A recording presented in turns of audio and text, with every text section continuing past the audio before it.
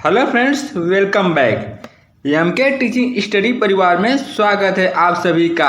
आज के video lecture में हिंदी व्याकरण में वचन से संबंधित टॉप 8 पहचानने के नियम का स्टडी किया जाएगा, जो कि परीक्षाओं में पूछे जाते हैं। उत्तर प्रदेश में जितने भी कॉम्पिटिटिव एग्जाम्स होते हैं, चाहे यूपी टेट हो, सुपर टेट हो, यूपी लेखपाल हो, यूपी ट्रिपल एससी हो, यूपी पुलिस हो, यूपी एसआई हो, सभी परीक्षाओं के लिए बहुत ज़्यादा बेनिफिशियल होने वाले हैं। इसके अलावा वीडियो को अंत तक जरूर देखिएगा, क्योंकि जो हमने यहाँ पर थ्योरी कवर किए हुए हैं ऑलरेडी एग्जाम्स में आए हुए हैं और आगे भी इन थ्योरी में से प्रश्न आने की संभावना बहुत ज़्यादा है। तो चलिए स्टार्ट करते हैं।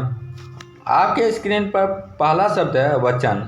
वचन का क्या तात्पर्य होता है? तो वचन का तात्पर्य होता है संख्या से।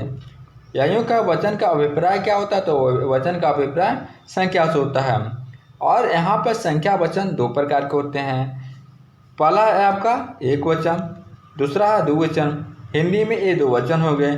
इसके बाद आता है संस्कृत में तीन वचन होते हैं। संस्कृत में कितने वचन होते हैं? तो तीन वचन होते हैं। पहला एक वचन, द्विवचन, बहुवचन। इसके बाद है वचन की परिभाषा।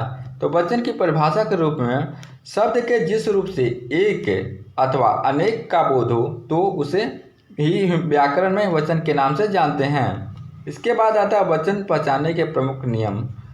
पहला नियम है आदर अथवा सम्मान के लिए बहुवचन का प्रयोग किया जाता है। रिस्पेक्ट के लिए बहुवचन का प्रयोग किया जाता है। जैसे यदि वाक्य प्रयोग करें, प्रधान जी आए हैं, यह क्या है आपका सम्मान की दृष्टि से सही वाक्य है। पिताजी आ रहे हैं, यह भी सम्मान की दृष्टि से सही वाक्य है। तुलसी श्रेष्ठ कवि थे, यह भी सम्मान की दृष्टि से सभी के सही वाक्य है। पिता खाना खा रहा है, यह सम्मान की दृष्टि से गलत वाक्य है। पिताजी खाना खा रहे हैं, यह सम्मान की दृष्टि से सही वाक्य है।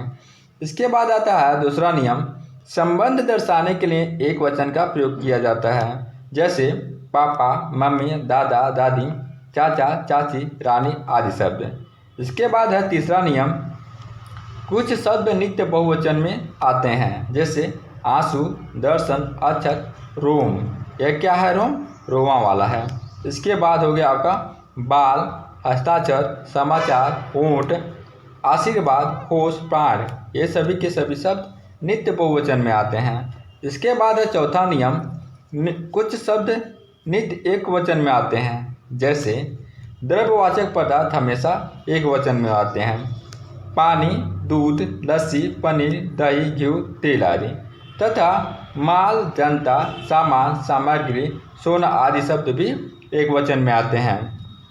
इसके बाद है पांचवा नियम, कैपिटल ई इकारांत में या लगाने से बहुवचन बनता है, लेकिन यहाँ पर शर्त है ई छोटी ई में ही ट्रांसफ़र होता है, बड़ी ई छोटी ई में ट्रांसफ़र होता है। या यूँ कहें बड़ी ई के स्थान पर छोटी ई का मात्रा का विधान होता है। जैसे नदी का क्या होगा?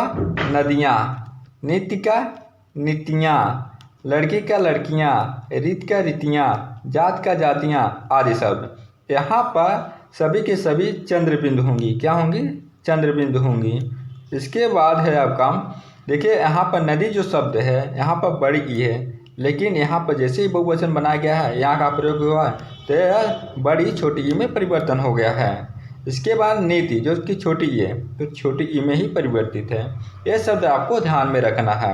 इसके बाद है आपका छठवां नियम, आकारांत पुल्लिंग। तद्भव संज्ञाओं में अंतिम आ के स्थान पर एक कर देने से बहुवचन हो जाता है। जैसे घोड़ा, घोड़ा में आ है अर्थात आकारांत पुल्लिंग है तो घोड़े हो गया। लड़का में आ है आकारांत पुल्लिंग है तो लड़के हो गया। गधा का गधे हो गया। ये सभी के सभी शब्द क्या है? आपके बहुवचन में परिवर्तित हो जाते हैं। इसके बाद है सातवां नियम, अकारांत एवं आकारांत। स्त्रीलिंग शब्दों में ए जोड़कर बहुवचन बन जाते हैं। जैसे पुस्तक अकारांत शब्द है तो पुस्तकें हो गया। सड़क सड़कें हो गया। इसके बाद लेखिका का लेखिकाएँ हो गया। बात का बातें हो गया। गाय का गाय हो गया। माता का माताएं। ये सभी के सभी शब्द आपके अकारांत आकारांत से बहुवचन बन जाते हैं।